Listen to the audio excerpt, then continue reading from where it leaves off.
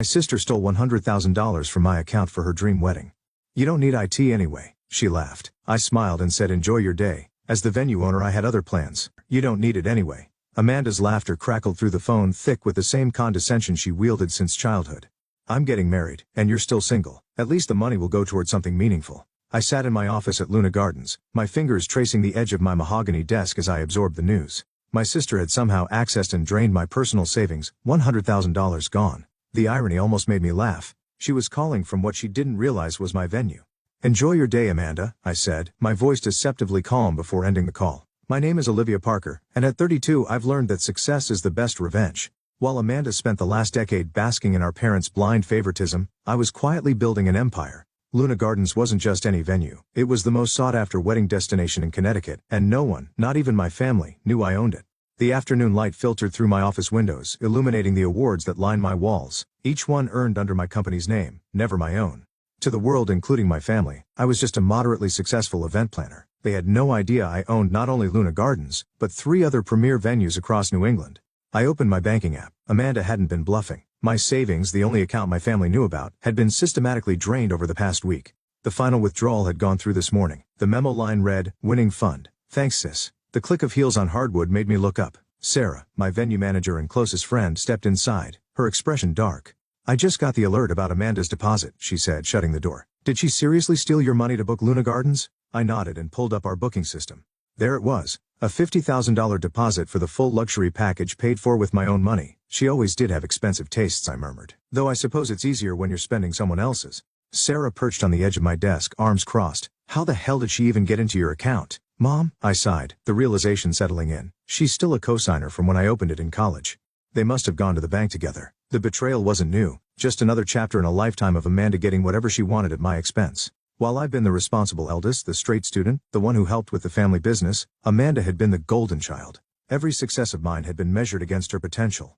Every accomplishment dimmed so I wouldn't outshine her. "You're going to fight this, right?" Sarah asked, already reaching for her phone. "I can call the bank, the police." I lifted a hand, stopping her. "No, not yet. A plan was already forming. Let's see what else they have in mind." As if on cue, my phone buzzed with a text from my mother. "Amanda told you the good news. She and James are having their dream wedding at Luna Gardens. Isn't it wonderful? We're meeting with the venue owner next week to finalize everything. You'll help with the planning, won't you? It's the least you can do for your sister." I showed Sarah, and her eyes widened. "They don't know," she whispered. "They have no idea you own Luna Gardens." "No, they don't." I pulled up Amanda's client file. Her booking had been flagged for my review as a high-value event. And for now, let's keep it that way. The next hour was spent combing through the details of Amanda's grand vision. She had spared no expense. The champagne fountain, the imported florals, the gourmet 7-course meal. The total bill just under $100,000, almost exactly what she stole from me. "She's going to be unbearable at the planning meeting," Sarah groaned. "Actually," I said, a slow smile forming, "I won't be at the meeting. As far as I know, I'm just the sister of the bride. You'll be handling everything as venue manager." Sarah's eyes lit up. "And the honor? Conveniently unavailable. Family emergency abroad. Very tragic." I began typing a response to my mother. "Of course, so happy for Amanda. Can't wait to see Luna Gardens. I hear it's beautiful." The rest of the day passed in a blur of real weddings, real brides, real events that mattered. I threw myself into work, setting aside the sting of betrayal. There would be time for feelings later. Right now I needed to focus. That evening, just as I was leaving, my phone rang again. This time, it was my father, Olivia. He began, his tone carrying that familiar weight of disappointment. "Your mother says you're being difficult about Amanda's wedding." I paused, already predicting their version of events. "I just said I was happy for her." "Don't play dumb," he sighed. "Amanda needs that money more than you do. You're established, successful. She's just starting out. This wedding means everything to her." The irony of him calling me successful while knowing nothing of my actual success wasn't lost on me. "Dad, she took my entire savings without asking." "That's theft." "It's family," he corrected, as if that excused everything. "And family supports each other. Amanda has always looked up to you. Even if you don't see it, the least you can do is help make her special day perfect." I thought back to the little girl who used to follow me around, wanting to wear my clothes to be just like me. Somewhere along the way, admiration had twisted into entitlement. "You're right," I said. "Finally, family is important. I'll do everything I can to make sure Amanda's wedding is exactly what she deserves." The relief in his voice was instant. "That's my girl. I knew you'd understand. And don't worry about the money. Once James's business takes off, I'm sure they'll pay you back." I ended the call already knowing that would never happen. James was just like Amanda. All grand plans and empty pockets, always looking for someone else to foot the bill. Sarah reappeared, Coke in hand. "Dinner? I think you could use a drink and some plotting time." An hour later we were settled in our favorite wine bar, a bottle of red between us. Sarah took a sip, then leaned in. So what's the real plan? Because I know you're not letting them get away with this. I swirled my glass, watching the wine coat the sides. Did you know Luna Gardens has a strict payment policy? Full balance due 60 days before the event. No exceptions. Sarah's eyes widened. And Amanda's wedding is in 90 days. Exactly. Which means they have less than a month to come up with the remaining $50,000. I set my glass down with deliberate precision. And since they already spent my money on the deposit, they'll have to scramble for the rest. Sarah finished her smile slow and wicked, and if they can't pay, I pulled up the contract Amanda had signed without reading. Then we invoke Clause 23B. In the event of non-payment, the venue reserves the right to cancel the event and retain all deposits as liquidated damages. Sarah let out a low whistle. Brutal. And they won't find another venue this close to peak season, will they? Not one like Luna Gardens. She raised her glass to Amanda's dream wedding. May it be everything she deserves? I clinked my glass against hers, feeling lighter than I had all day. For years Amanda had taken without consequence, shielded by our parents' blind devotion. But this time she was about to learn something new. Dreams have a price, and in 3 months she was going to pay it. The following week arrived faster than I anticipated. Seated in my private office, I observed my family through the one-way glass as they settled into Luna Gardens' opulent consultation room. Amanda had already claimed the antique French settees sprawled across it, as if she were royalty, while our mother fussed with her hair. The owner is running a bit behind, Sarah announced as she entered, effortlessly slipping into character. She carried a silver tray adorned with champagne flutes. She sends her sincerest apologies and hopes you'll enjoy some refreshments while you wait. Late? Amanda scoffed, her voice laced with irritation. Doesn't she know who I am? This is completely unprofessional. I bit back a smirk as Sarah maintained her poised demeanor. She had a family emergency overseas, but I assure you, I've been personally assigned to handle every detail. You're in excellent hands. Our mother accepted a flute, her sharp eyes scanning the luxurious room with barely concealed calculation. As long as everything is perfect for Amanda's big day, we've heard such glowing things about Luna Gardens. Only the best, my father added. Though his discomfort was apparent, I suspected he was already calculating the numbers in his head, trying to figure out how they cover the looming final balance. Sarah proceeded through the wedding details, her smooth delivery amplifying Amanda's excitement with each extravagant confirmation. The imported crystal centerpieces, the Michelin-starred chef, the award-winning florist. Every indulgence was meticulously curated, each one inching the price tag further beyond their reach. Then Sarah reached the crucial point. Now regarding the remaining balance. Oh, that's not a problem. Amanda waved her hand dismissively. Daddy will handle it, right Daddy? Through my security feed I zoomed in on my father's face. There it was, that tuftal flicker of unease. His throat bobbed as he swallowed hard. Actually, sweetheart, he said carefully, I wanted to discuss that. Business has been challenging. I might need a little more time beyond the 60-day deadline. Sarah remained perfectly composed. I'm so sorry, but our policy is strict. The full balance is due 60 days before the event, or we'll have to cancel and retain the deposit. It's all outlined in the contract you signed. Cancel? Amanda bolted upright, her champagne forgotten. You can't cancel. This is my wedding. Do you have any idea who we are? I understand your concern, Sarah responded smoothly, but this policy applies to all our clients. If we don't receive payment, we have a wait list of eager couples who would love your date. The cracks were forming. My father kept glancing at his phone, likely recalculating numbers. My mother's confident smile faltered. And Amanda, she was doing what she did best, ignoring reality in favor of her fantasy. After they left, Sarah strode into my office, closing the door behind her. That was fun, she mused, collapsing onto my couch. Your sister wants a live elephant at the reception for ambiance. I raised an eyebrow. Please tell me you quoted her a price. $15 plus insurance and permits. She added it to the list. I pulled up the running total on my screen and whistled. They're at $175,000 now. That's quite a dream wedding using my money. Sarah leaned forward. I dug into your father's finances. His company is worse off than we thought. Mass layoffs, whispers of bankruptcy. I processed the information. Does Amanda know? Sarah snorted. She's still charging designer clothes to their credit cards. I doubt she's ever glanced at a bank statement. My phone buzzed. A text from Amanda. The elephant is non-negotiable. It's for Mike, Bedding. Also using your old room at Mom and Dad's for my dress fitting tomorrow. Don't worry, I cleared out all your stuff. Not like you need it anyway. I stared at the message, a familiar mix of disbelief and resignation settling in. She cleared out my childhood room. Sarah arrayed over my shoulder and shook her head. Most people would have snapped by now. Called the cops, exposed everything. Patience is a virtue, I murmured, fingers tightening around my phone. Besides, I have a better idea. Pull up the vendor contracts. Over the next hour we refined my plan. Every vendor working Amanda's wedding owed me favors. A few calls ensured they'd all play their roles flawlessly. The weeks blurred into wedding prep. Amanda demanded daily meetings with Sarah, each one adding another layer of extravagance, fireworks, a butterfly release, a celebrity DJ. The budget spiraled further, but Amanda remained blissfully detached. Then exactly 61 days before the wedding, it happened. Declined? Amanda's shriek shattered the air. She waved her credit card at Sarah, eyes blazing. Try it again. I'm sorry, but all 3 cards have been declined, Sarah said patiently. And as per our contract, the full balance is due tomorrow. This is ridiculous. Daddy, do something. My father looked smaller, hunched over. Sweetheart, I tried to tell you the business. We don't have the money. Silence, heavy, deafening. What do you mean you don't have the money? Amanda's voice dropped to a dangerous whisper. This is my wedding, my perfect day. You promised. Maybe Olivia could help. My mother suggested desperately. She has savings. I already took her savings, Amanda snapped. That's what paid the deposit. My father's head jerked up. You what? Amanda rolled her eyes. Oh, like you didn't know? Mom, help me. It's not like Olivia needs it. She's probably just going to die alone with all that money. I watched my father's expression shift. He turned to my mother. You helped her steal from Olivia. It wasn't stealing. My mother defended weakly. We just borrowed it for Amanda's happiness.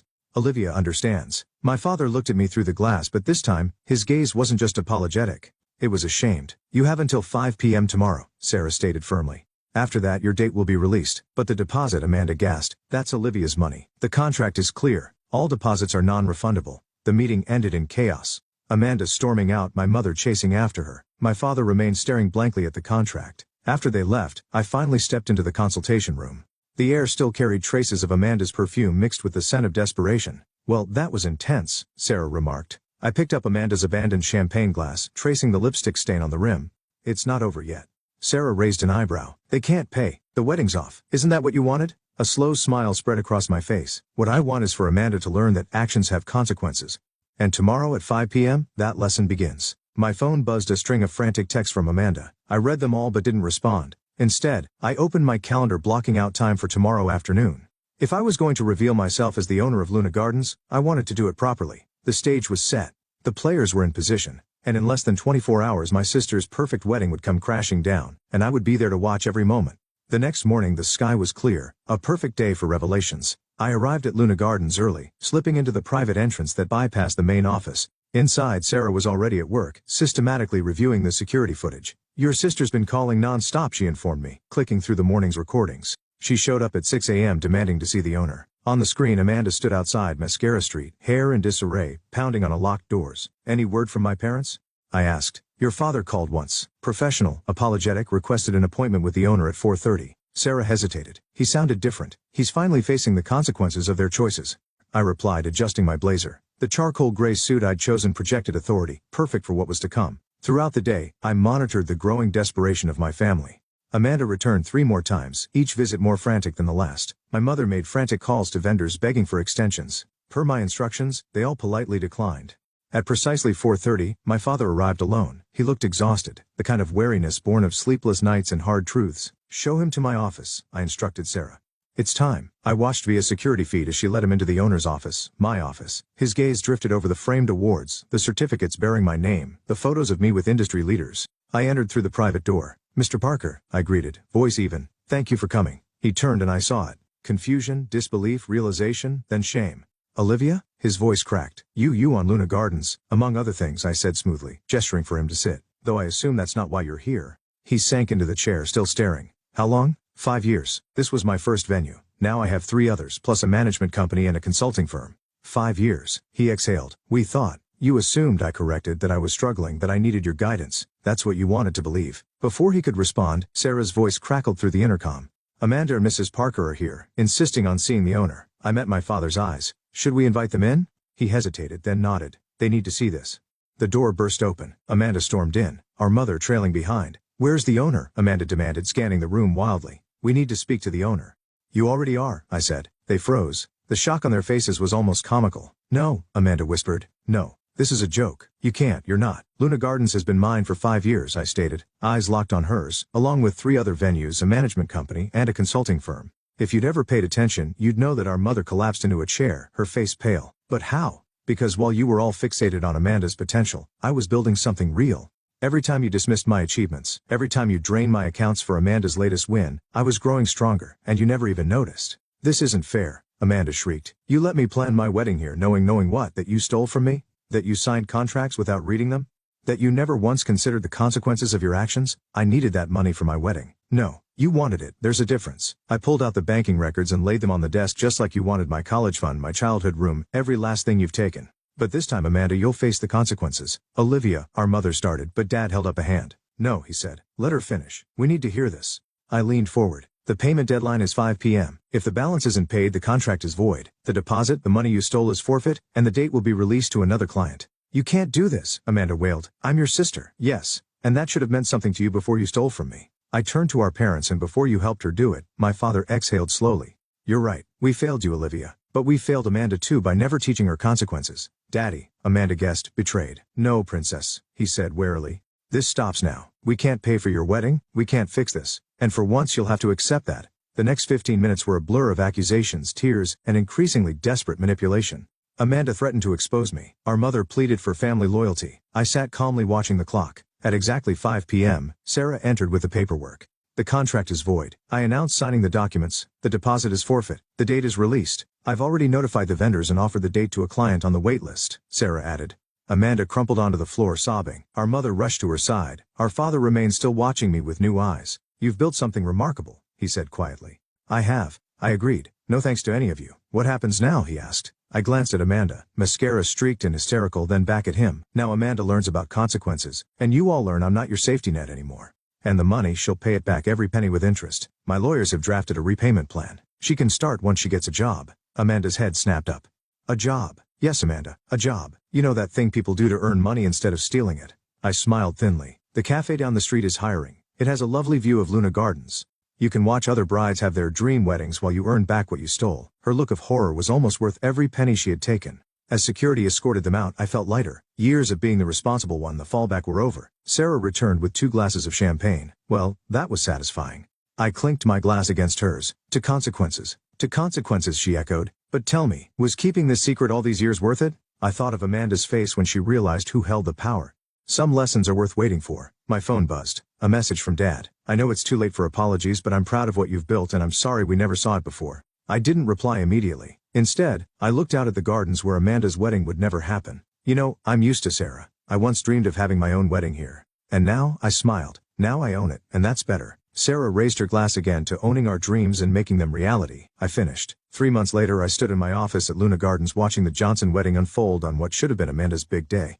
The bride was glowing, the ceremony seamless, and the elephant-free reception was in full swing. Everything was exactly as it should be. My phone buzzed. A message from Sarah. Your sister's watching from the cafe again. I glanced out the window toward the coffee shop across the street. There she was, Amanda in the cafe's standard black apron, standing behind the counter with a distant expression. She wasn't throwing a tantrum, she wasn't demanding attention, she was just watching. The past 3 months had brought changes none of us had expected. Dad had finally accepted the help I offered years ago, restructuring his business and pulling it back from the brink. Mom's boutique was under new management, of my consultants actually, while she learned the realities of running a store without cutting corners. And Amanda? Amanda was learning what life looked like without a safety net. The cafe job had been a shock. The first week she left me teary voicemails about sore feet and broken nails. I ignored them. The second week she tried to quit. Dad didn't let her. You repay what you steal, he told her. This is how it starts. Miss Parker, my assistant's voice broke my thoughts. Your father's here for your meeting. I turned from the window. These weekly meetings had become routine, a way to rebuild, to find a balance where we stood on equal footing rather than opposite sides of a fight. Dad looked better these days. Without the weight of enabling Amanda, he carried himself differently, more focused, more free. The Johnson wedding is beautiful, he said, settling into the chair across from my desk. It is, I nodded. They actually read their contract. He went slightly but didn't argue. I saw Amanda earlier, he admitted. She asked me about borrowing money for a car. And I told her to save up for it herself. He smiled just a little. That's progress, right? Baby steps. I agreed. We spent the next hour reviewing his company's finances. When we finished, he hesitated at the door. Your mother wants to host a family dinner this Sunday, he said carefully. She's cooking real food. No Amanda involvement. The last time Amanda had attempted a family dinner, she'd served undercooked chicken and declared cooking is for poor people. I considered it. I'll think about it. After he left, I pulled up the payment tracker I created for Amanda's debt. She'd been making regular payments, small but steady. The total barely dented what she owed, but for Amanda, consistency itself was a breakthrough. Sarah popped in around sunset with 2 glasses of wine. The Johnson wedding is winding down. Not a single bridezilla moment. Refreshing. I took my glass. Did you see Amanda's latest work review? Sarah grinned, pulling up the cafe's online ratings, 4 stars. Waitress seemed distracted by the wedding venue across the street, but the coffee was good. We shared a quiet laugh, but beneath it was something more, something close to understanding. Amanda, the girl who once sneered at service workers, was now one of them. There was poetry in that. You know, Sarah mused, she's actually getting better at it. I stopped in yesterday. She didn't even glare at me. I raised a brow. A miracle. My phone buzzed again. A text from Amanda. The Johnson wedding looks nice. Not as nice as mine would have been, but nice. I got Employee of the Month. First time I've earned anything on my home. Weird feeling. I read it twice. No demands, no complaints, no manipulation, just something close to honesty. Later that night, as the last of the Johnson guests departed, I walked the gardens breathing in the quiet. This was my favorite time at Luna Gardens. The stillness after another perfect event, the weight of responsibility replaced with the satisfaction of a job well done. Another message, this time from Mom. I've been taking real cooking classes. No shortcuts, no show. Would you come to dinner? We miss you. I stared at the words, my mother actually learning. My father finally standing firm. My sister discovering what it meant to work for something instead of taking it. I'll bring wine, I texted back. The next morning, I arrived at Luna Gardens early only to find Amanda waiting outside my office. She looked different in her cafe uniform. Less polished, less entitled, more real. The Johnsons tipped me yesterday, she said, shifting awkwardly. $20 for a $5 order. They stopped by before leaving for their honeymoon. I waited, sensing there was more. I used to be awful to service staff, she admitted. Never thought about it. Never understood. Understanding comes with experience. She nodded, then pulled an envelope from her pocket. Here, extra payment from the tip money. I know it's not much, but I took the envelope recognizing the gesture for what it was. Not repayment, not yet, but a start. Are you coming to dinner? She asked hesitantly. I am. She exhaled, relieved. Good, I'm not cooking. Learn my lesson there. But I am bringing dessert, store-bought, with my own money. As she turned to leave, she hesitated. The venue's beautiful. Olivia, you built something incredible. I'm sorry I tried to take advantage of it. I watched her walk away thinking about growth, about change, about how life forces us to learn in ways we never expect. Sarah found me still holding Amanda's envelope. Everything okay? I smiled. I think it will be. So family dinner? Could be interesting. I straightened my desk. But first we have 3 consultations today. Real brides with real budgets, and hopefully better family dynamics. Sarah smirked. One can dream. And I did. Not for Amanda. Not anymore. But for myself, for my business, for the life I built. As I prepare for my first consultation of the day, I looked out at the gardens where another bride would soon say, I do. Another family would celebrate here. Another dream would come true. And this time my family finally understood what that meant. Amanda might never have her perfect wedding at Luna Gardens, but maybe, just maybe, she found something more valuable. And that, I decided, was the best gift I could have given her.